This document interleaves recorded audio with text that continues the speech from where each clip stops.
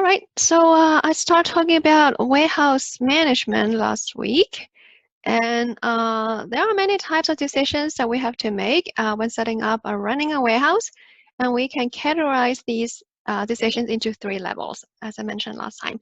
So I was talking about the strategic types of decisions.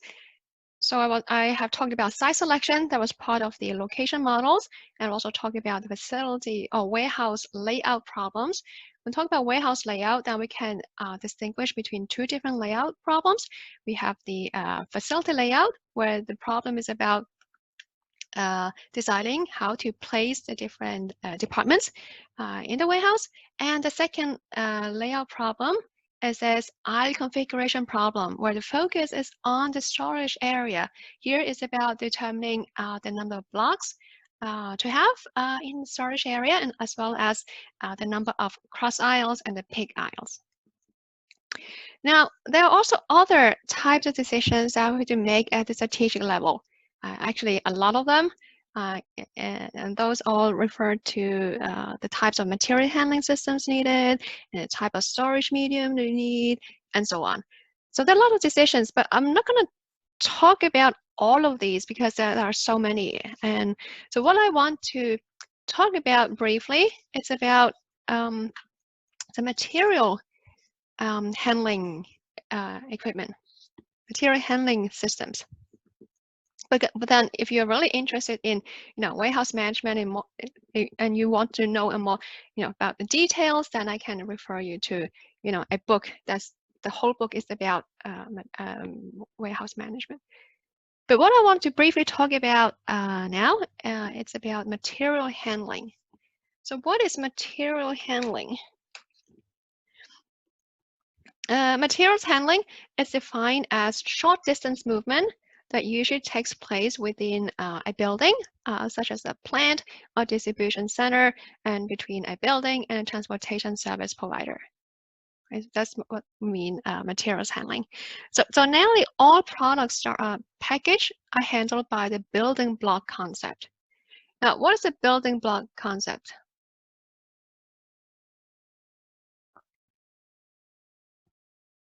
Now, a building block concept is that a very small unit is placed into a slightly larger unit, which then might be placed into a larger unit, and so on. So that's what you see here in the picture. You see that the truck is carrying a larger unit here, but then inside this larger unit, there are many smaller units. That's what we mean by a building block concept. So almost all the products are packaged that are handled by this type of concept, namely the building block concept. So decisions about materials handling equipment can affect the effectiveness, efficiency, and safety of the logistics systems. Now, I have a few examples of the equipment that you will find in a warehouse. So the one to the left, it's the AGV. This automated guided vehicle. It follows along marked long lines or wires on the floor, or it uses radio waves, vision cameras, magnets, lasers for navigation. And then the one to the right, it's a forklift AGV. That one is driverless. So you can see here they have something punch out. Basically, is that when you move this AGV towards the shelf, then you can retrieve this unit from the shelf. And the one down here, you have the automated storage and retrieval system. And that one consists of a number of different computer control systems for automatically placing and retrieving loads from defined storage locations. So you have a bunch of storage locations probably hidden here, right? Where you can retrieve the items from here automatically using this system. And then the items will be sort of like transported down here to the order picker. And I guess the one that you guys are probably most familiar with is the conveyor belt, right? The black one here is conveyor belt, where the items are retrieved and placed on a conveyor belt, and this conveyor belt will move, and then there's probably some workers standing right here to retrieve the items from the belt. So you also find this kind of belt at the supermarket and at the airport. And so let's talk about load unitization. Load unitization, what is that? Now, a unit load refers to the consolidation of several units into larger units to improve efficiency in handling and to reduce shipping costs. So that's the picture here. That's an example of this unitization. You have many different cases, right, many different boxes, and they are all consolidated into one larger unit. And the reason for doing so is to improve the efficiency in handling. So if there are like 20 cases here, in order to move these cases here, you have to take 20 trips, right? You move one case at a time. But if you bundle up all of them together into a larger unit, then instead of taking 20 trips, now you take only one trip. But obviously now this is so huge that you cannot use your own hands to move these boxes. Then you have to use some other mechanical devices, such as a pallet jack or forklift. Yeah, another advantage to do this unitization is you want to improve the efficiency in handling, and you also want to reduce the shipping cost. So besides those things, other advantages with consolidating all these smaller units into one larger unit is that there will be additional protection to the cargo, because now the cases are secured to the pallet by straps or shrink wrapping or some other bonding device that provides a sturdier building block. So you see the cases here in this example, they are wrapped around using some kind of plastic. So the whole building block now is very sturdy. Now, another advantage with putting everything into one larger unit is that now stealing is discouraged, because it can be very difficult to remove a single case or package or its contents away from this pallet here. But everything is wrapped. Now, a disadvantage with this is that there's a lack of standardization in terms of pallet sizes. Now, although ISO has established 6 international pallet size standards, hundreds of different pallet sizes are used by companies in the US. So if these American companies export the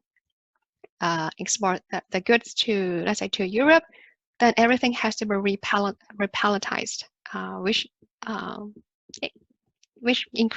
makes an increase in manual labor. So yeah, in terms of storage medium, there are a lot of different choices that there's a lot of different equipment they can choose from, right? Everything from racks, shelves, boxes, or bins. But then, so which one you choose, it really depends on a lot of things. It depends on the configuration of the building, the type of material handling equipment this warehouse is currently using, and also the budget available. So there's no, there's no right answer to a type of storage medium that should be used. It depends on a lot of factors. So yes, so these are some of the decisions that you have to make at the strategic level. So I think, at the strategic level, what we focus on, that will be on the location models, right? Where to place a facility, where to place a warehouse, as well as the layout, the layout, how to place the different departments, and also the aisle configuration problem, and then here a little about the handling equipment. Yeah, so I think these will be the things that we focus on at the strategic level. But then there are also other types of decisions you have to make at strategic level. I don't think I will dwell. I'm not going to talk about these things. There are too many. So in terms of strategic level, then I think so I'm done with the strategic level types of decisions. Now, if we move on to the tactical tactical level, there are two main decisions that we need to make here, namely the product allocation and inventory policies. So here I will focus on the product allocation only because the inventory policies will be covered in the supply chain management course next term. So if you guys are interested in inventory policies, then you can take the supply chain management course. Okay, so let me talk about what is product allocation. Now, product allocation is to decide where to place a product within the facility. So before order fulfillment operations can begin, the goods they must be located or slotted in the facility.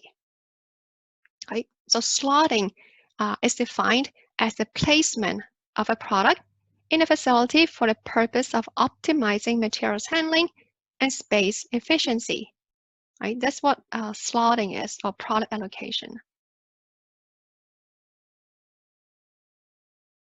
Right? Slotting is defined as a placement of a product in a facility for the purpose of optimizing materials handling and space efficiency. So the main objective of slotting is to minimize the product handling and employee travel in the building. Now, this is important because travel is the most time-consuming activity of the order picking process. So, and storage locations, they are expensive because they represent space with consequent cost of rent, heating, AC, security, etc. These costs impel us to use storage space as efficiently as possible. So there are two main strategies used in storing a product, and that is the dedicated storage strategy and the shared storage strategy. So now let me talk about the dedicated storage policy first. Now, under this strategy, each storage location is reserved for an assigned product, and only that product may be stored there. So if you have a bunch of storage locations in the facility, then every storage location is assigned to one product only, right? And only that product can be stored in that location. So if you assign this location to store an apple, then only an apple can be stored in that location. And you cannot put an orange there. You cannot put a pineapple there, only an apple. So that would mean a dedicated storage. So because of the locations of products do not change over time, then the more popular items can be stored in more convenient locations, and workers can learn about the layout, which makes the order picking more efficient. Now, a disadvantage with this strategy is that it doesn't use space efficiently. Every product, the demand of every product differs. We know that the demand of every product will differ, and every product may have a different replenishment cycle. So, with all of these differences, the many storage locations can be nearly empty, and many can be half full, and many can be completely full. So on average, roughly 50% of the space is utilized. So when the utilization rate is around 50%, then this is not good, right? Because space is money, right? We want to maximize the usage of the space, right? So utilization of the space under this dedicated strategy is roughly 50%. So that's not good. So in order to improve this, we need to look at the other strategy that's called the shared storage strategy. Now, the idea with this strategy is to assign a product to more than one storage location. So when one location becomes empty, then that location is available for reassignment, or maybe to a different product. So let's say this one here, originally we used to store an apple, and if that one is empty now, then we can now assign this location maybe to Apple, maybe to some other products.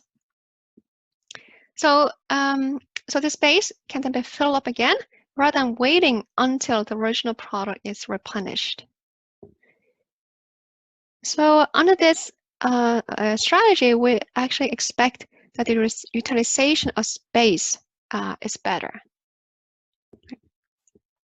But then there are also disadvantages with this strategy, is that the locations of the products will change over time. So this means that the workers can't memorize the locations, and then they have to use the warehouse management system in order to, know where the different products are located. Right? So here we have two different strategies on how to place the products. Now, the allocation. Okay, so in practice, what many companies do is that they will use some guidelines to slot products within a warehouse. So there are 4 different criteria. So let me talk about the first one first. That one's about popularity. Now, this criterion locates popular items near the shipping area and the unpopular items away from the shipping area. So by this method, the order pickers travel a short distance to pick the most popular items. So thereby reducing the time required to pick orders. The next criterion is a size. This criterion suggests that the small size items should be located near the shipping area and the larger size items be placed further away from the shipping area. So the idea is that by locating the smaller size items near the shipping area, more items can be stored near the shipping area, which reduces the order picker travel distance and order picker time. And compatibility, that one refers to how well products may be stored together. For instance, pharmaceuticals cannot be stored with agricultural chemicals. Right? And the last one is about complementarity. So that one refers to how often products are ordered together and therefore should be stored together. Like computer hard drives and monitors, right? They order together, so they should be stored together.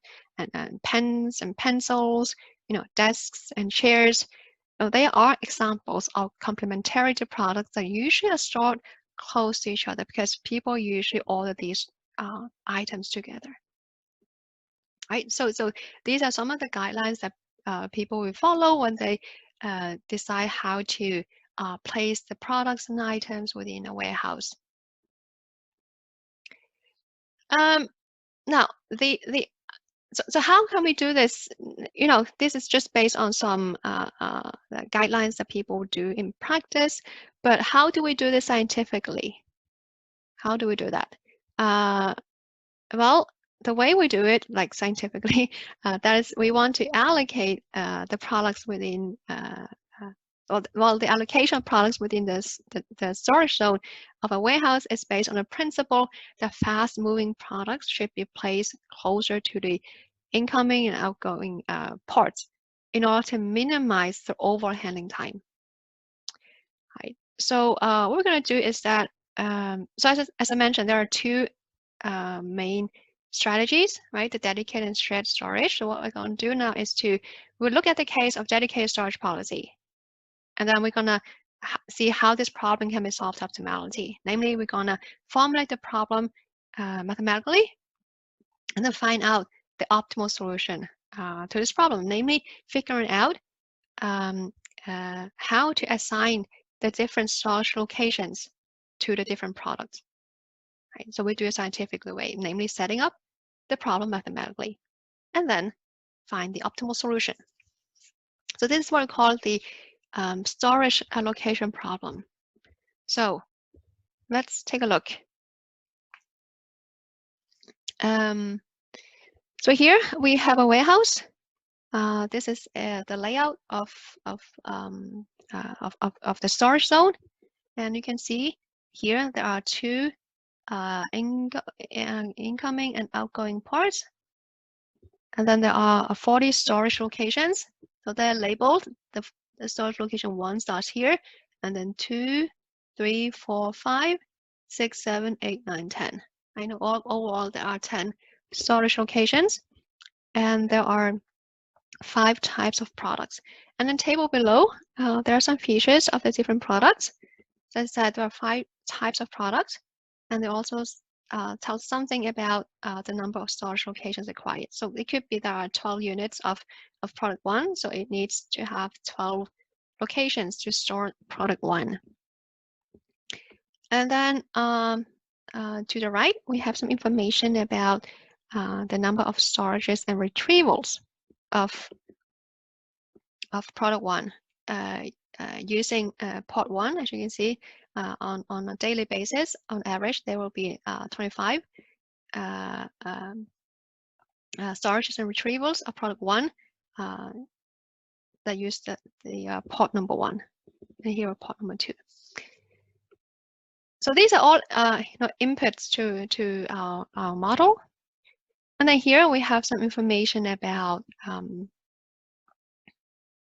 distance between the storage locations and the port.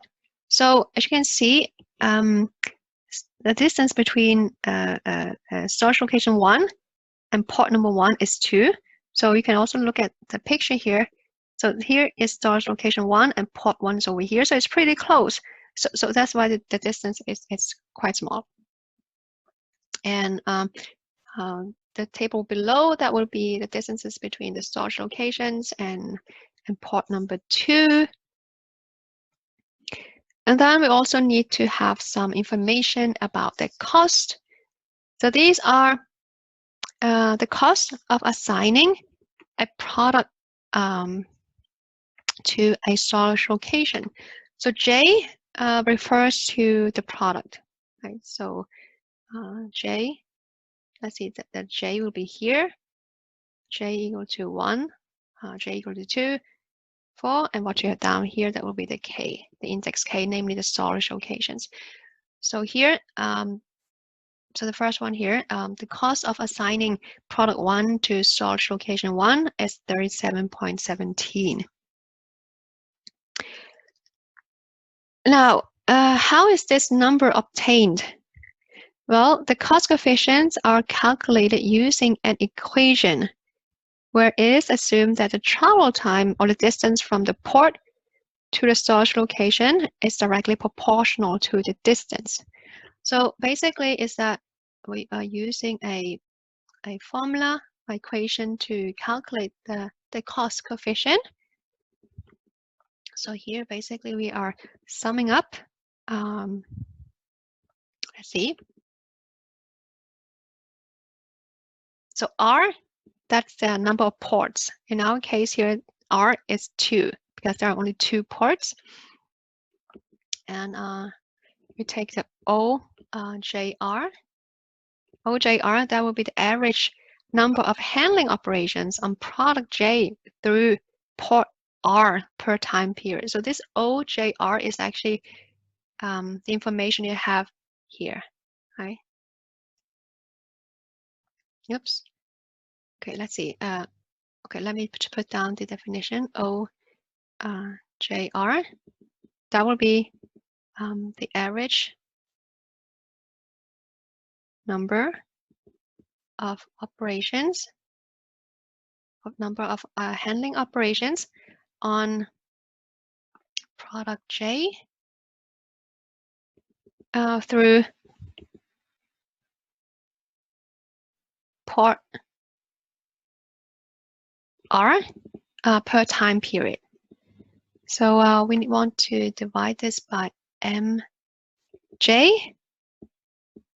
Okay, and MJ, what is MJ? MJ is the number of storage location required for product J. So let me put up MJ down here. Right, that would be the number of storage locations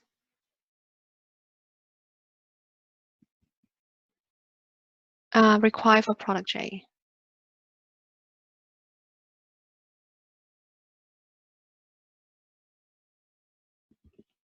Okay, so you see this is the ratio where you take the average number of operations on product J through port R divided by the number of storage locations required for product J, and then you multiply this with the travel time. Right, the travel time from port R, or the travel time between port R and storage location K. So you can assume that this is the distance that is provided in the tables here. So when you apply this for every combination of product and storage location, then you will get the values that are provided in the slides here. For instance, if I want to figure out the value or the cost coefficient for storing product 1 in location 1, then that would be C11, right? And then we can take 25, which is the average number of operations on product 1 through port 1. 35 is the number taken from the table, divided by MJ. In this case, will be M1. We know M1 is the one over here, which is 12. And divide by 12. And then we need to multiply with the distance between port 1 and location 1. We know from before, we have seen it, there was 2. And then we do the same thing with port number 2. The average number of operations on product 1 through port number 2 is 18. And then divided by the number of storage locations required for product 1, which is 12. And then we need to multiply with the travel time between port 2 and location 1. And that one is actually 22. So the sum will be 37.17. So exactly the number that you see in the table. So this is the way in how we calculate the cost of assigning a product to a location. So the cost really depends on the number of operations, the number of required locations, as well as the distance or the time between a location and a port. Because we really want to assign, we want to assign the fast-moving products near the ports. So so with all these things, then we can set up the model, right? So we can set up the model, and here we have some. We need to provide some input. Right? We have number of products. In our example, number of products was equal to 5. MD denotes the number of storage locations. In our example, that was 40. We have 40 storage locations available. And then MJ denotes the number of storage locations required for product J. Now, under our policy, basically, it's that we have to make sure that the following holds. Namely, if you add up all the required storage locations for all the products, then this has to be smaller than or equal to MD, namely the number of storage locations available. Like, otherwise, it's not possible to find. Otherwise, it's not possible to store the products. Right? We want this to be the sum of these needs to be smaller than or equal to the number of storage locations. So CJK was the cost of assigning a location to a product. We looked at that before. And then we have to make a decision, namely decide which location is assigned to which product. And you can see our objective here is to minimize the total assignment cost. Is our objective. And then we have a first set of constraints. Now this one here is defined for every product. J, we have n products, so this one is defined for every product. What it says here is that all products must be allocated. Right? All products must be allocated. So if there are not enough storage locations, that means that we can't find a feasible solution to a problem. So all products have to be allocated. And the next set, that one is defined for every storage location. So that one here says that each storage location can be assigned to at most one product. At most one product. Now, if you look at this problem here, then even though we have binary decision variables here, this is not a difficult problem to solve to optimality. Actually, if you replace these binary decision variables with just saying, just say they need to be non-negative, then we will still get binary solutions. So this means that this problem is not difficult to solve, even though I put up binary variables. But if you replace this binary conditions with this non-negativity condition, we will still get the same solution and same binary solution. Okay, so if I now solve this problem to optimality, then the optimal solution looks like this. And so this is the optimal allocation of products in the storage area to the different storage locations. So from this, we can observe that there are two locations, namely number 26 and number 27. They are not used since the total number of locations is 40, but then they're only if you sum up all the required locations for storing the products, it's only 38. So that's why you would see that the two locations that will not be used. So if we look at the layout, then number 26 and number 27, where are those? Yeah, so you see 26 is right here and 27 is here. Right, so these are not used. So I guess it's because these are chosen because they are located kind of far away from the incoming and outgoing ports. So that's the reason for why they are not chosen. Yeah. Okay, so do you guys have questions about this problem here, about storage allocation?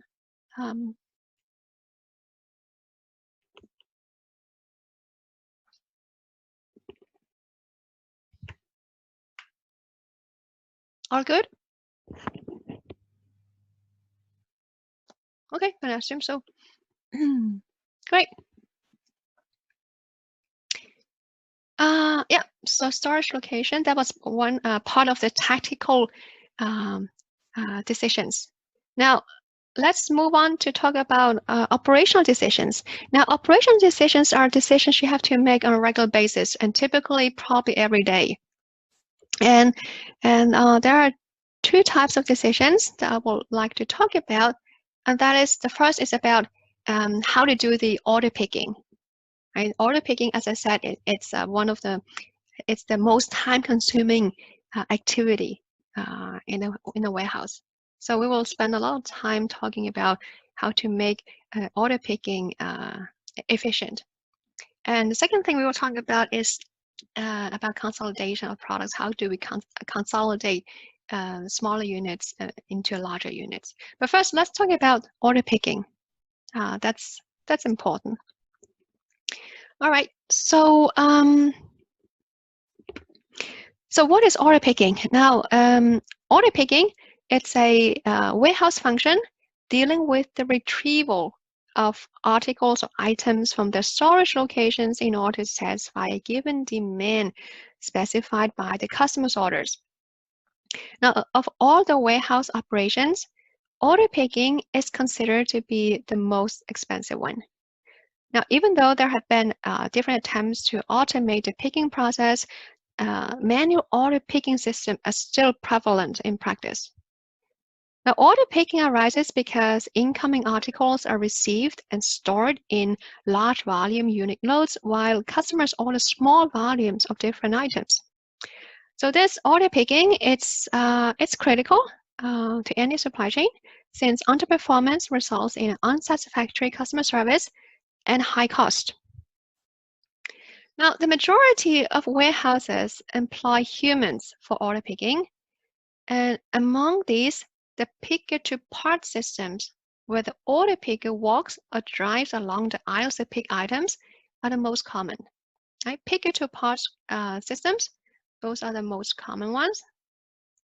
Now, we can distinguish two types of picker-to-part systems.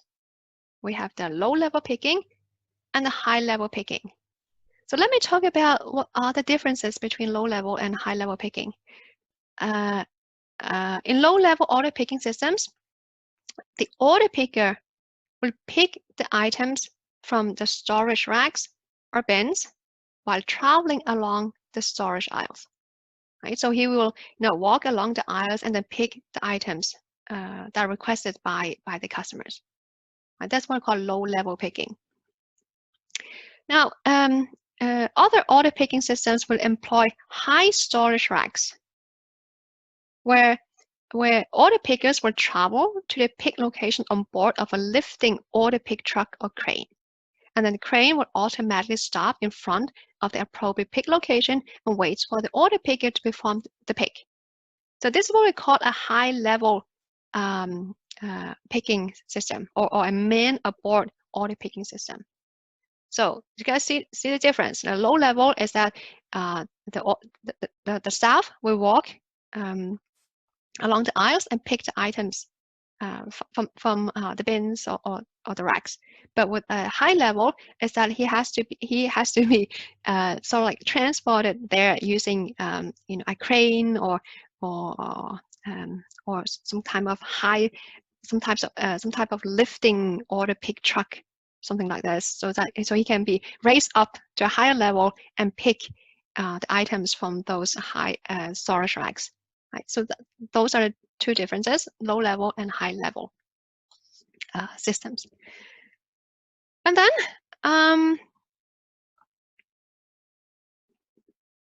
yes, and then we have something that's called batch picking and discrete picking. Now, what are the differences between these two? Now, let me talk about discrete picking first.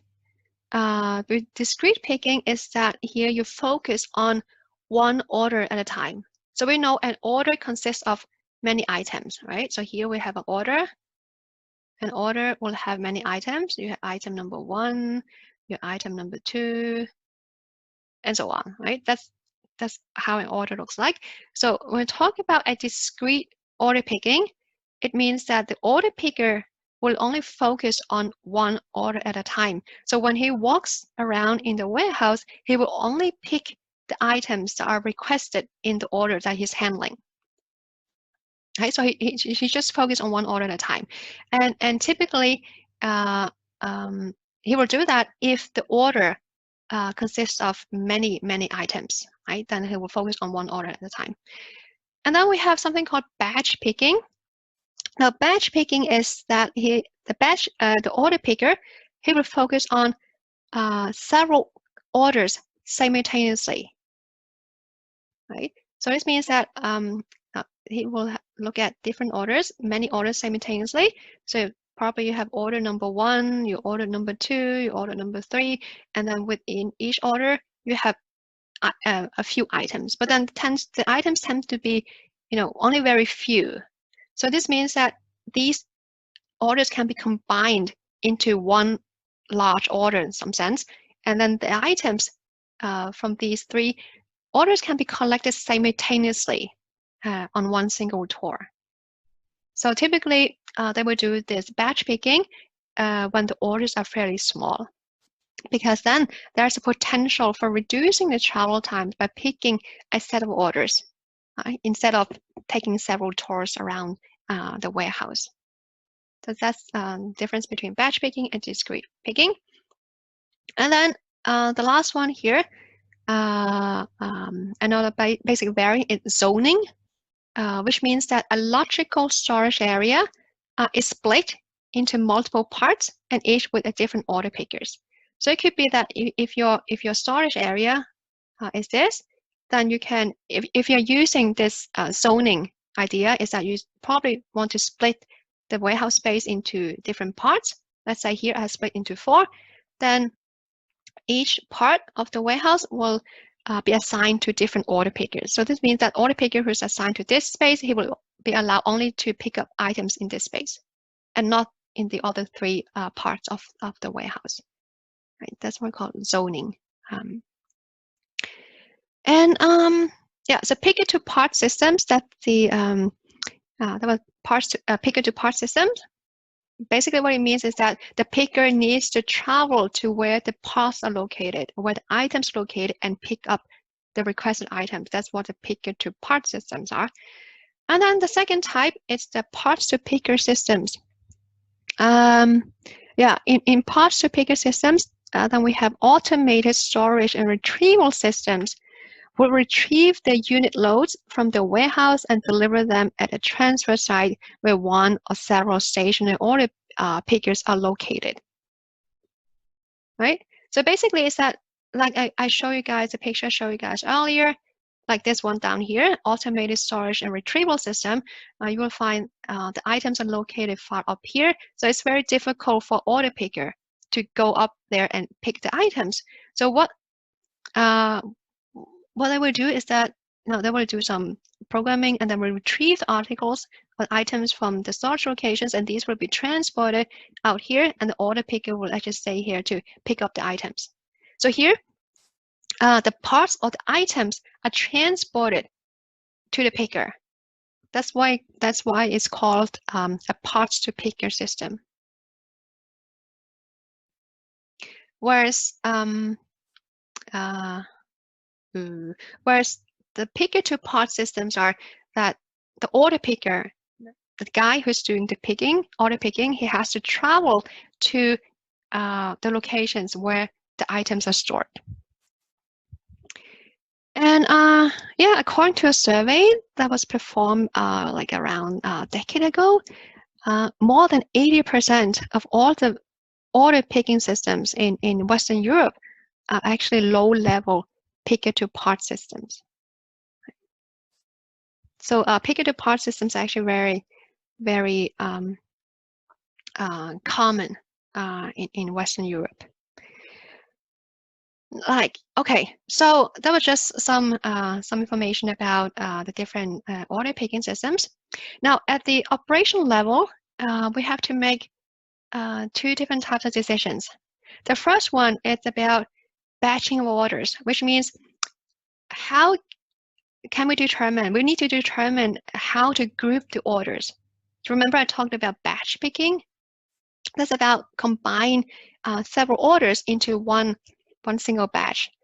So this is something I will talk about. How can we group? How can we decide which orders should be picked together? That will be first thing I will talk about next time. And then the next decision that we need to make, it's about determining the sequence in which the items of a picking order are to be picked.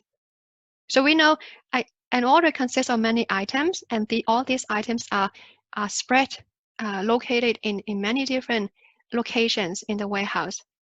So with picker routing is about to determine which of the items that should be picked first, which one should be picked the second, the third, the fourth, and so on. And you have to do this in a clever way, because we don't want to waste too much time, because the order picking process is very time consuming, and it's the most expensive operation within the warehouse management. So we have to think about how we can do this in a clever way, which means we can not only save cost, but also save time. Okay, so I think I will stop here.